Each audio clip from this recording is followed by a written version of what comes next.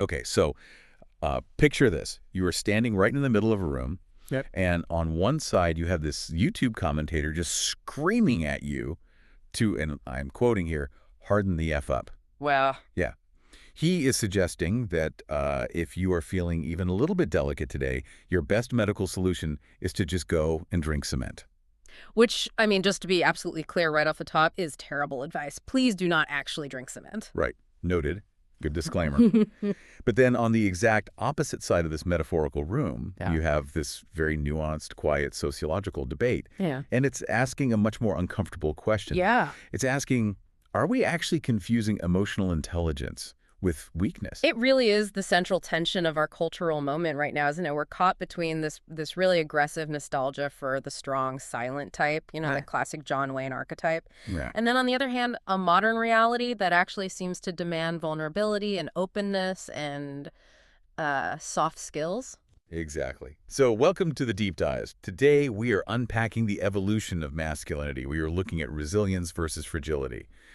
And we have a stack of sources today that are, well, let's just call them polar opposites. They absolutely hate each other. They really do. First, we have a transcript from this incredibly viral, satirical, and just wildly aggressive YouTube rant. It's by a guy named Gerald Pauschman, though he's often called the G-Man. Right, the G-Man. And his video is titled, "Are We Raising a Generation of Soft Male Snowflakes?" All caps on snowflakes, obviously. Obviously. And trust me, he does not hold back one bit. But to balance out that chaotic energy, we also have a structured debate script.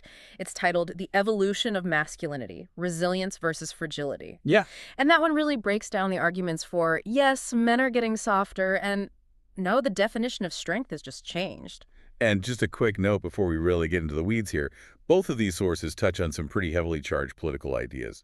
Left-wing, right-wing, cultural flashpoints, it is all in there. It's a minefield. It is. So we just want to make it crystal clear to you listening that our mission today is not to take sides. We are not endorsing any of the viewpoints from these sources. We aren't here to tell you to act like a cowboy or to, go cry in a safe space. Right. We are just impartially reporting on what's in the text. We want to unpack why this anxiety about masculinity exists right now. Like, is this just old men yelling at clouds, or is there an actual legitimate decline in human resilience that we need to look at? So let's jump right into the deep end. We have to start with the case for the prosecution.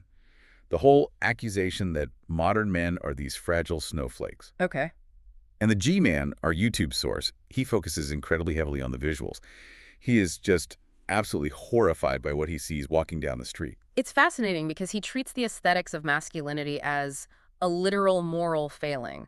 To him, how you look is a direct, undeniable signal of your utility to society. Exactly. He lists out these specific offenses against manhood. He talks about the man bun, which, okay, we've all seen. We know the debate there. But then he brings up something called the he-hive. The he-hive, I am honestly afraid to ask. Apparently, it is a beehive hairstyle for men. Oh, wow. I haven't actually seen that one in the wild yet. I have to assume it takes a massive amount of hair product to maintain. Count yourself lucky. Yeah. But he goes even further than that. He talks about the merman style. Okay, what is that? This is where guys are dyeing their hair and their beards these bright rainbow colors. And his quote is, "Once you go all rainbow color on me, I know how far-leaning you are." So it's instantly political for him. It's interesting because what he's attacking here are the visible markers of what we used to call metrosexual or maybe hipster culture. Right. It is a complete rejection of the traditional rugged aesthetic. For someone like Pauschman, if you look polished or overly groomed, you cannot possibly be useful. Oh, he absolutely hates the polished look. He goes straight after skinny jeans. He asks, and I'm quoting again, seriously, what girl wants to date a guy who wears tighter jeans than she does? Yeah. He actually says, if you look down and your jeans are skin tight, you are, in his very colorful words, a pussy. It's super aggressive language, obviously. But it points to this deep feeling of displacement because he also mentions that men are now exfoliating and getting microdermabrasion. Oh, yeah. He explicitly says, I can't even believe I know how to say the word microdermabrasion. Right. And while it is really easy to just laugh at this guy ranting about male skincare routines, the underlying argument he's making is about a loss of roughness. Like losing the callus. Exactly, a loss of the callus. It is this idea that men are becoming polished objects rather than rugged agents of action. If you are spending an hour on your pores, his logic is that you aren't spending time fixing the fence or building something. And that leads perfectly into his next major point, which is less about how men look and way more about what they can, or I guess what they can't do. Right, the capability aspect. Yeah. He calls modern men scrawny and wimpy. He makes this huge claim that the average millennial or Gen Z male is physically weaker than their father. And likely weaker than their female counterparts, according to his rant. Yeah, he says the very idea of manual labor is alien to you. He jokes that if you asked a modern guy to help build a deck or put up a pergola, the task would, quote, exhaust you to the point of uselessness. Ouch. I mean, is there any actual truth to that, or is he just being unnecessarily mean? Well, this is where we really need to bring in that second source, the debate script. Because this isn't just one angry guy yelling at a camera. The debate script highlights this whole argument of comfort culture. And statistically, the critique actually holds water. Comfort culture. Let's unpack that. So the yes argument in the debate, the side that argues men actually are getting softer, points out that we have fundamentally shifted away from physical labor and outdoor exposure. We're inside all the time. Right. We have moved towards screens, climate control, ergonomic chairs. So it's not just a fashion choice. It is a physiological shift that's being caused by our modern lifestyle. Exactly. The debate source specifically cites declining physical standards. It notes that there are lower testosterone levels globally over the last few decades. It points to significantly higher obesity rates in young men. Wow. But the most damning statistic it brings up is the military fitness eligibility. Which is what does that mean? It means the pool of military-age males who are actually physically fit enough to serve has shrunk dramatically compared to previous generations. Seriously. Yes, we aren't just talking about a guy not knowing how to build a wooden deck. We're talking about a fundamental, measurable decline in baseline physical capability across the population. That is a really stark statistic. Yeah. So we literally just have fewer men capable of meeting a very basic physical standard. Yeah. It suggests that the G-man, as abrasive as he is, might actually be onto something statistically, even if his delivery is completely hyperbolic and insulting. The underlying argument is that physical discipline shapes mental discipline.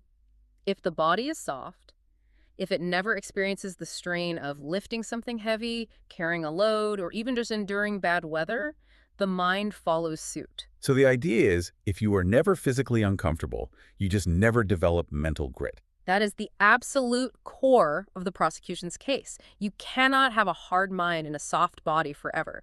Eventually, the constant comfort erodes the resilience. Okay, so we have the symptom here. Men are exfoliating more, they're lifting less, and physically shrinking according to the data. But what is the root cause? Why is this actually happening? Well, both of our sources point a finger directly at two main culprits: parenting and the economy. Let's start with parenting. The debate source calls it overparenting, right? Yes. And the G-Man has a very vivid image for this. He talks about seeing young boys playing with dolls, and he practically begs the listener through the screen to put the damn doll down. Right. But the debate source puts it much more academically. It says, parents today have this universal mantra, which is, don't let him fail. Or don't let him feel uncomfortable. And this is a really critical point in the analysis. The argument is that by constantly removing risk, we are removing the actual training ground for resilience. Right. If a kid never climbs a tree because the parent says it's too high, or never gets into a little scrap in the sand pit because the adults intervene immediately, then they completely miss out on learning self-regulation. The debate source argues that fighting physically, or at least engaging in rough and tumble play, used to build resilience. it got boundaries. Exactly. It taught boys boundaries. It taught them about their own physical strength and the strength of others. If you never get hit, you never learn that you can actually survive getting hit and recover from it. Which ties into Pauschman complaining about safe spaces in universities. He says we are currently protecting perpetually fragile, constant victims from having to face any serious debate. And the debate source echoes this perfectly with the whole concept of participation trophies. The psychological idea is that if you remove the possibility of losing, you also completely remove the value of winning. Yeah, that makes sense. You end up creating an environment where validation is guaranteed, regardless of your actual effort or the outcome. Which, I mean, sounds nice in theory. Everyone gets to feel good. Yeah.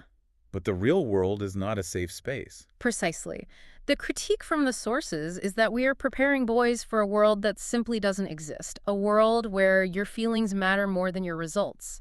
And when they finally hit the real adult world, which really does not care about their feelings, they shatter. And that shattering is exactly what Pauschman calls being a snowflake. Yes. But, and here is where it gets really interesting, there is a massive counter-argument to all of this. Good defense. The no side of the debate script suggests that maybe we aren't actually soft. Maybe we are just adapted. Adapted to the economic context. Yeah. Because the definition of what makes a useful man has totally changed because the economy has changed. Exactly. Look at Poshman's list of heroes. He names John Wayne, Charlton Heston, the solo man from those old commercials. Yeah, these are all icons of sheer physical domination and solitary strength. The lone wolf. But look at the actual job market in 2026. We do not need mass numbers of coal miners, steel workers, or battlefield infantry anymore. We aren't storing beaches or digging tunnels by hand. Right. We need tech operators. We need strategic thinkers. We need communicators and managers. The debate source argues that the John Wayne archetype might be functionally obsolete in a digital, service-based economy. That is a great point. If you try to act like a cowboy in a modern corporate boardroom, if you're silent, aggressive, and solitary, you aren't viewed as strong. You're a massive liability to the company. You're fired, is what you are. You Yeah. can't just stare people down and chew a toothpick in a Zoom meeting. Exactly. So the big question the debate source asks is a man soft because he works with his mind instead of his hands, or is he just highly specialized for the environment he actually lives in today? That is such a crucial distinction. It is almost like criticizing a fish for not having legs. But let's look at the emotional side of this too, because a huge part of the whole snowflake accusation is centered entirely around feelings. Yes. This is the absolute battlefield of emotional intelligence. Pauschman mocks men who are, as he puts it, more in tune with their feelings than their female partners. He says he wants men who don't whine, but the debate source actually tries to reframe the past entirely. It directly challenges that nostalgia. We tend to look back at the strong, silent type and we just see noble stoicism. But the debate source asks a much harder question. Was that actually strength, or was it just massive repression? Ooh, that is the big question. Yeah. Because those good old days had a lot of hidden alcoholism, didn't they? That is the dirty little secret of the whole John Wayne era. Previous generations didn't talk about their feelings, that is very true, but they also drank their problems away. Yeah. They carried severe trauma completely silently until it destroyed their physical health or tore their families apart. The statistics on male suicide and heart disease in those quote-unquote golden eras tell a very, very complicated story. So just not crying isn't the exact same thing as actually being okay. Correct. The argument from the defense here is that modern men articulating their emotion or having the guts to ask for help isn't softness. It is evolution. It is actually dealing with the problem head-on rather than ignoring it until it explodes. However, and there is a very big however here, the debate source also issues a pretty stark warning about the therapy language trap. I really appreciate this nuance in the source material because it argues that while emotional intelligence is incredibly good, we are currently seeing a weaponization of therapy language in our culture. This is where every minor discomfort gets labeled as trauma, right? And every slight criticism is suddenly abuse. Exactly. It's the guy who says, my boss told me to redo this spreadsheet and the tone he used was deeply traumatic. Or, my girlfriend asked me to do the dishes and that felt like a violation of my personal boundaries. I feel like I see that exact phrasing all the time online. We all do. Yeah. And that is the crucial distinction between emotional intelligence and emotional fragility. Break that down. Emotional intelligence is saying, I feel incredibly angry right now, but I have the tools to manage that. Emotional fragility is saying, I feel angry, and therefore you have harmed me, and I am now a victim. Ah. So the goal, according to the expert view in the debate, is controlled emotion, not just unleashed emotion. Yes. It is all about accountability. The real danger of the snowflake label isn't that men have feelings now. It is that some men are using their feelings as an impenetrable shield against taking responsibility. Right. If my anxiety becomes the permanent, unquestionable excuse for why I can't show up for work or why I can't help my family, then we have officially crossed the line from resilience straight into fragility. I want to pivot a bit to what this looks like in the real world, specifically regarding relationships in a dating market. Because G-Man, well, he has some very loud thoughts on what women actually want. I'm sure he does. He does. He says, and I quote, most women want a man that can pick them up and throw them around a little. A very vivid and slightly alarming image. Yeah. He says no woman wants to date a man she might accidentally snap in half like a twig. Again, he is entirely equating physical mass and brute strength with romantic viability. To him, physical size directly equals safety and attractiveness. But he tells this story to back it up, and it is actually kind of funny, but also a bit sad. He talks about going to a movie theater to see Finding Dory a few years ago. The Pixar movie about the fish. Yes, the animated fish movie. He says he went with a big group. They all got really smashed beforehand, and everyone else in the group fell asleep in the theater. But he looked around at the men in his life, or the men his female friends were dating, and he essentially asked his audience, is that the best you could do? So he is demanding that the women audit their partners based on a standard of toughness. He literally asks the female listeners, is he someone that would take a bullet for you?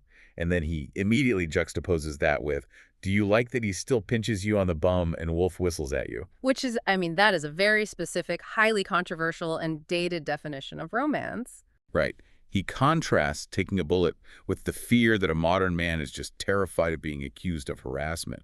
He says men are afraid to even seduce women anymore because they think a woman is going to jump onto Twitter with the hashtag #MeToo. This connects right back to the extremes point in the debate source. Pauschman is presenting this wild binary. Oh, so He's saying you are either this bum-pinching, bullet-taking, hyper-masculine protector, or you are a terrified, fragile victim who is scared of getting canceled on Twitter. There is no in-between for him. But real life isn't that simple. Most guys aren't terrified of Twitter. They're normal. They just go to work. And the debate source points out that social media distorts this narrative completely. Online, we only see the hypermasculine influencers, the guys eating raw liver and screaming into the camera about being an alpha wolf. Oh, yeah, the liver guys. And on the flip side, we see the hypersensitive influencers crying into their ring lights about minor inconveniences. Because the extremes are what get the clicks. Exactly. The algorithm rewards extremes. But most men are just average guys trying to navigate a genuinely confusing economy and a rapidly shifting dating market. They aren't walking around in skirts and they aren't pretending to be John Wayne. They are just trying to figure it out day by day. So if we strip away all the rage bait, all the algorithms and the aggressive nostalgia, what is the actual definition of a quote-unquote real man in 2026? What are we supposed to be aiming for? Well, Pauschman's definition is extremely clear. You stand up to pee, you hang your washing on the line without using pegs, which structurally I still do not understand the physics of. It is a bold move. Very high risk of clean laundry ending up in the dirt. But I guess it's about pure confidence, like gravity will respect my masculine authority. Right. And you protect women with chivalry, and you absolutely do not whine. That is the traditional unbending model. But the debate source offers something much more pragmatic, a middle ground. And I really think this is where the actionable insight lies for you listening. The debate script suggests that a strong man today shouldn't be a caricature of the 1950s, but he also shouldn't be a perpetual victim of the 2020s. So what does that middle ground actually look like? First, he should be physically capable. So yes, don't be completely sedentary. You do need to be able to interact with the physical world, carry a heavy box, help someone move. Second, he should be emotionally regulated. Meaning you feel things deeply, but you aren't controlled or paralyzed by those feelings. And third, he needs to be highly accountable. Accountable? Yes. Can you actually be relied upon when things go wrong? Can you handle a sudden crisis? Can you handle a crying toddler? Can you handle a difficult emotional conversation without just shutting down and walking out? That sounds like versatility. It is versatility. And in a purely evolutionary sense, versatility is the true definition of strength. It is so interesting because both of these sources, despite absolutely hating each other's viewpoints, seem to actually agree on one core thing. Responsibility is missing. That is the ultimate common thread. Pauschman says men are stricken with Peter Pan syndrome, refusing to ever leave adolescence. The debate source says we are removing struggle and rites of passage from boys' lives. Both sides agree that men need to grow up. They just completely disagree on what a grown-up looks like. Exactly. One thinks a grown-up looks like Burt Reynolds in a muscle car, and the other thinks a grown-up looks like a Peck CEO who goes to therapy twice a week but also runs ultramarathons. Or maybe it's someone who can embody the necessary virtues of both. Someone who has the sheer grit to endure hardship because, let's face it, life will inevitably be hard, but also the emotional intelligence to not create hardship where it doesn't need to exist. That is a very powerful way to frame it. Not creating a hardship where it doesn't need to exist. We don't need to actively suffer just to prove to the world that we can, but we absolutely must be able to suffer if the situation demands it. Right. If the car breaks down in the snow or a family member gets incredibly sick, You need that deep reserve of strength. You have to be able to tap into it. So let's bring this home. We have looked at the very aggressive call to go drink cement. Which, again, please do not do. And we've looked at the nuanced sociological view that we're simply adapting to a non-physical digital world. The main question I want you, the listener, to consider is about your own life, or the men in your life. Are you confusing comfort with weakness? Just because you have air conditioning and a smartphone does not automatically mean you're weak. But on the exact flip side of that, are you actively avoiding struggle that is actually necessary for your growth? That is the key. If you are constantly avoiding difficult conversations, avoiding physical exertion, or terrified of the risk of failure just because it makes you feel uncomfortable, then maybe the G-Man actually has a tiny, valid point buried amidst all the insults. A tiny point. Well, Buried way down under the complaints about man buns and rainbow beards. yes, duck down in there. I want to leave you with one final thought from our debate source before we go. It is a really provocative one. It says, if you remove struggle from a boy's life, don't be surprised when he becomes fragile. It really forces you to ask, is the solution to purposefully reintroduce controlled hardship? Do we literally need to manufacture struggle now? Or is that just backward primitive thinking? And building on that, if we are moving into an era where AI and robotics outsource almost all of our remaining physical and cognitive struggles, how will the next generation even find that necessary friction? That's a great question. Are we going to have to rely on virtual reality just to simulate adversity so we don't lose our baseline humanity? That is something heavy for you to chew on today. Maybe go lift something heavy in the backyard while you think about it. Or just reflect on it quietly in a comfortable chair. Both are completely valid. Thanks for diving deep with us. We'll catch you next time.